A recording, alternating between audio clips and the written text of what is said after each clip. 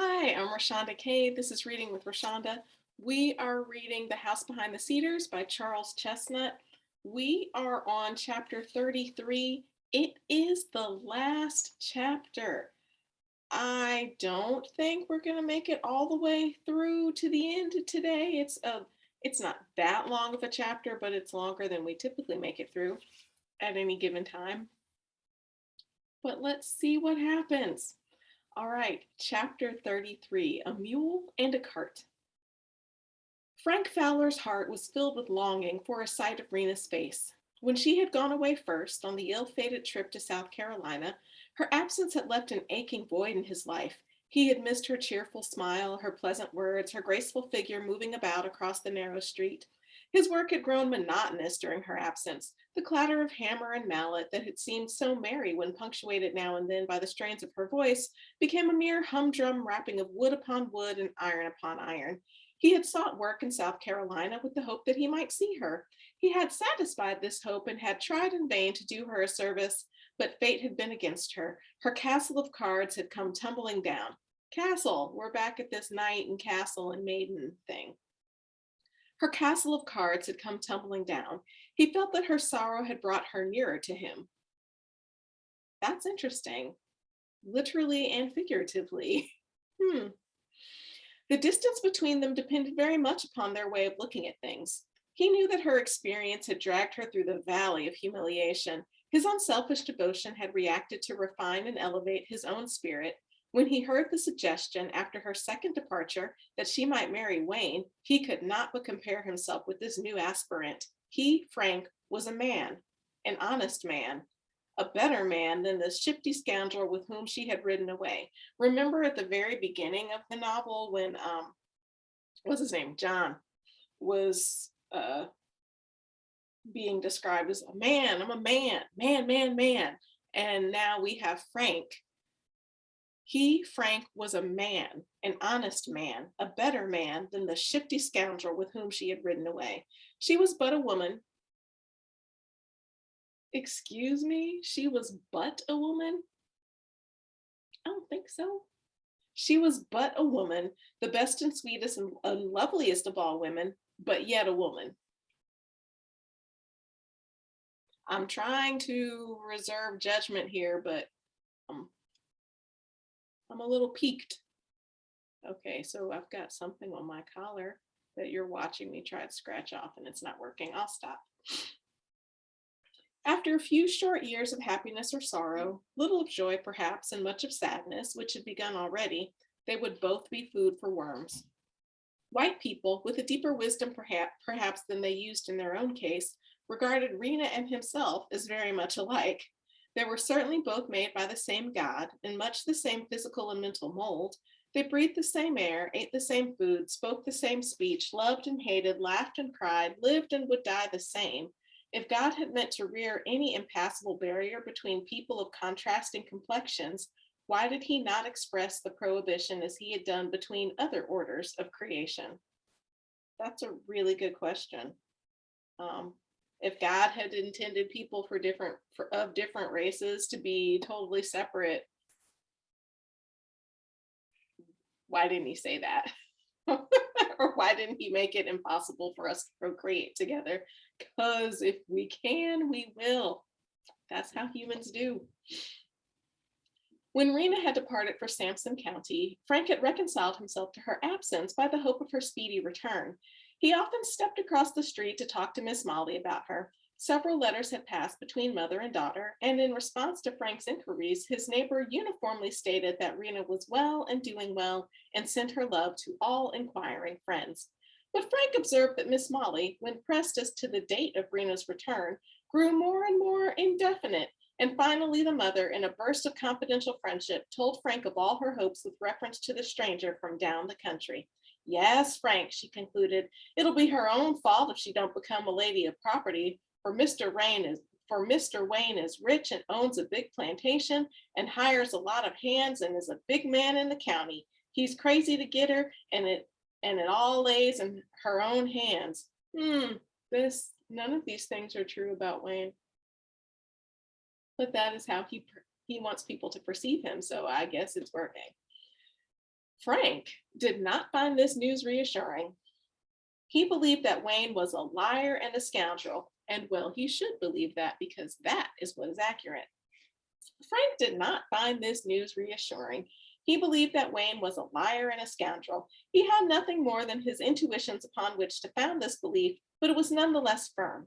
If his estimate of the man's character were correct, then his wealth might be a fiction, pure and simple. If so, the truth should be known to Miss Molly so that instead of encouraging a marriage with Wayne, she would see him in his true light and interpose to rescue her daughter from his importunities. Yes. A day or two after this conversation, Frank met in the town a Negro from Sampson County, made his acquaintance, and inquired if he knew a man by the name of Jeff Wayne. Oh, Jeff Wayne, returned the countryman slightingly. Yes, I knows him, and I don't know no good of him. One of these yer baby bragging niggers.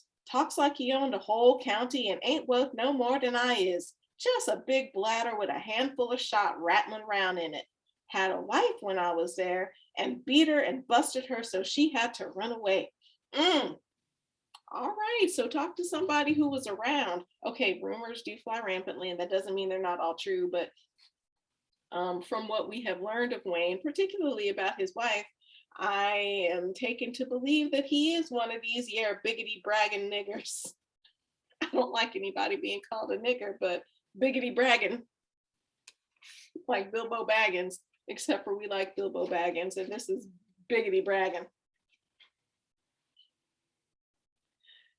This was alarming information. Wayne had passed in the town as a single man, and Frank had had no hint that he had ever been married. That passed. He had passed. So we've talked about racial passing clearly in this novel with Rena and John passing as white. He passed as single. Interesting. There was something wrong somewhere. Frank determined that he would find out the truth and, if possible, do something to protect Rena against the obviously evil designs of the man who had taken her away. The barrel factory had so affected the cooper's trade that Peter and Frank had turned their attention more or less to the manufacture of small wooden ware for domestic use. Weren't we talking about coopers the other day? I actually had forgotten that Frank was a cooper in this. Something happened that we were talking about coopers. I don't remember. The barrel factory had so affected the cooper's trade that Peter and Frank had turned their attention more or less to the manufacture of small wooden ware for domestic use. Frank's mule was eating off its own head, as the saying goes. It required but little effort to persuade Peter that his son might take a load of buckets and tubs and piggins. Oh yeah, and I was asking if anybody knows what a piggin is. I didn't look it up because I forgot. But if you know what a piggin is, type it please in the chat. What's a piggin? Let's see. It required but little effort to persuade Peter that his son might take a load of buckets and tubs and piggins into the country and sell them or trade them for country produce at a profit. In a few days, Frank had his stock prepared and set out on the road to Sampson County. He went about 30 miles the first day. That's a lot. You are not traveling that fast by mule. I don't know how far people went, but 30 miles seems like a lot to go in a day. He went about 30 miles the first day and camped by the roadside for the night, resuming the journey at dawn. After driving for an hour through the tall pines that overhung the road like the stately arch of a cathedral aisle, weaving a carpet for the earth with their brown spines and cones and soothing the ear with their ceaseless murmur, Frank stopped to water his mule at a point where the white sandy road, widening as it went, sloped downward to a clear running branch. On the right, a bay tree bending over the stream mingled the heavy odor of its flowers with the delicate perfume of a yellow jessamine vine that had overrun a clump of saplings on the left. From a neighboring tree, a silver-throated mockingbird poured out a flood of riotous melody. A group of minnows, startled by the splashing of the mule's feet, darted away into the shadow of the thicket, their quick passage leaving the amber water filled with laughing light. The mule drank long and lazily, while over Frank stole thoughts in harmony with the peaceful scene. Thoughts of Rena, young and beautiful, her friendly smile, her pensive dark eyes. He would soon see her now, and if she had any cause for fear or unhappiness, He would place himself at her service for a day, a week, a month, a year, a lifetime, if need be. His reverie was broken by a slight noise from the thicket at his left. I wonder who that is, he muttered. It sounds mighty queer, to say the least. He listened intently for a moment, but heard nothing further. It must have been a rabbit or something scampering through the woods. Go along there, Caesar. As the mule stepped forward, the sound was repeated. This time it was distinctly audible, the long, low moan of someone in sickness or distress. I'm just looking at how many pages we got left because we've been going for 10 minutes already. And we know who's in the thicket making the long, low moan and sickness and distress. That ain't no rabbit, said Frank to himself. There's something wrong there. Stand here, Caesar, till I look into this matter. Pulling out from the branch, Frank sprang from the saddle and pushed his way cautiously through the outer edge of the thicket. Good Lord, he exclaimed with a start. It's a woman, a white woman. The slender form of a young woman lay stretched upon the ground in a small open space a few yards in extent. Her face was turned away, and Frank could see at first only a tangled mass of dark brown hair matted with twigs and leaves and cockleburs and hanging in wild profusion around her neck. Frank stood for a moment, irresolute, debating the serious question whether he should investigate further with a view to rendering assistance, or whether he should put as great a distance as possible between himself and this victim, as she might easily be, of some violent crime, lest he should himself be suspected of it, a not unlikely contingency if he were found in the neighborhood and the woman should prove unable to describe her assailant. So we were talking about the Good Samaritan, and here we have Frank, who clearly wants to be a Good Samaritan, but race rules make him leery of doing so. While he hesitated, the figure moved restlessly and a voice murmured, Mama, oh, Mama. The voice thrilled Frank like an electric shock.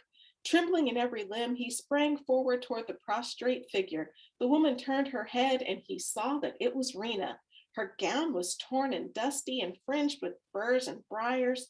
When she had wandered forth half delirious, pursued by imaginary foes, she had not stopped to put on her shoes, and her little feet were blistered and swollen and bleeding. Frank knelt by her side and lifted her head on an arm. He put his hand upon her brow. It was burning with fever. Miss Rena, Rena, don't you know me? She turned her wild eyes on him suddenly. Yes, I know you, Jeff Wayne. Go away from me. Go away. Her voice rose to a scream. She struggled in his grasp and struck at him fiercely with her clenched fists. Her sleeve fell back and disclosed the white scar made by his own hand so many years before. You're a wicked man, she panted. Don't touch me. I hate you and despise you. Frank could only surmise how she had come here in such a condition. When she spoke of Wayne in this matter, he drew his own conclusions. Some deadly villainy of Wayne's had brought her to this pass. Anger stirred his nature to the depths and found vent in curses on the author of Rena's misfortunes. Damn him, he groaned. I'll have his heart's blood for this to the last drop. Rena now laughed and put up her arms appealingly. George, she cried in melting tones. Dear George, do you love me? How much do you love me? Ah, you don't love me, she moaned. I'm black. You don't love me. You despise me.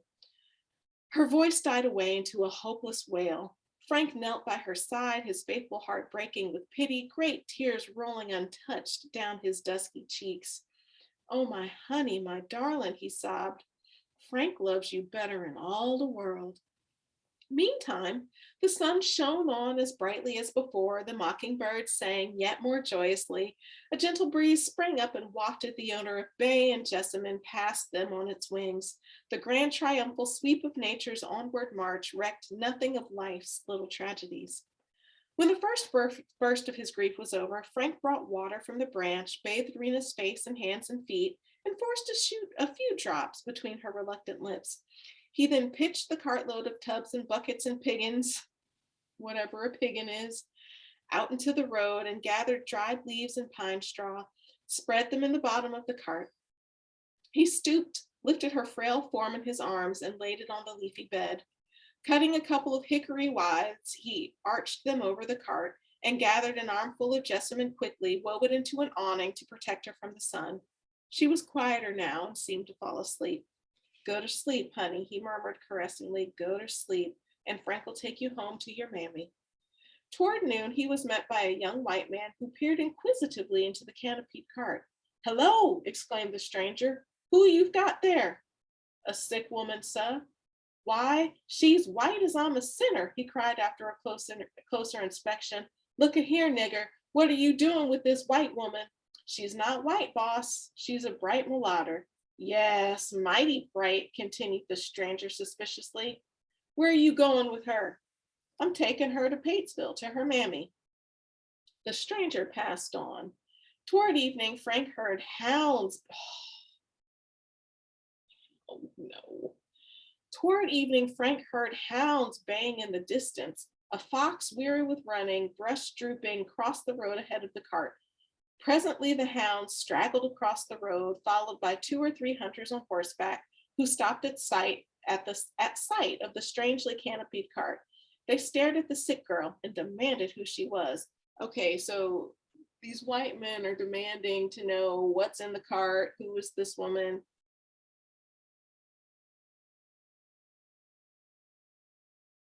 It frustrates me. I think of Ahmaud Arbery jogging, and then a bunch of white guys in a truck follow him and kill him, and then talked about if he had only complied. Comply, why? Who are you?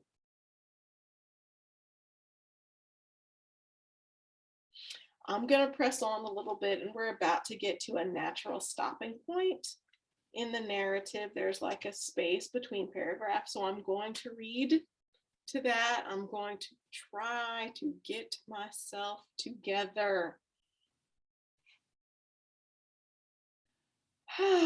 They stared at the sick girl and demanded who she was.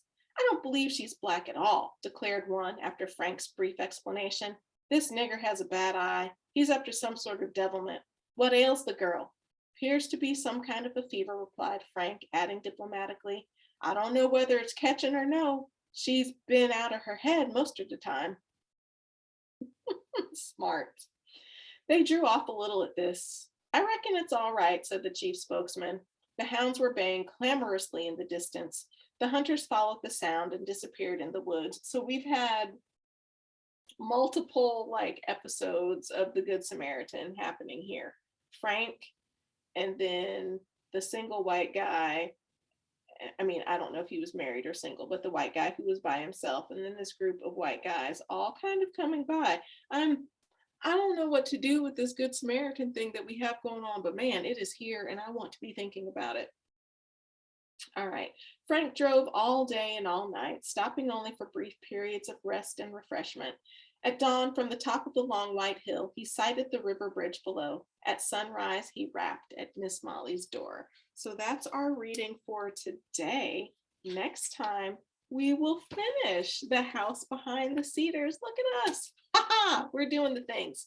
All right, I'm Rashonda Cade. This is Reading with Rashonda. Until next time.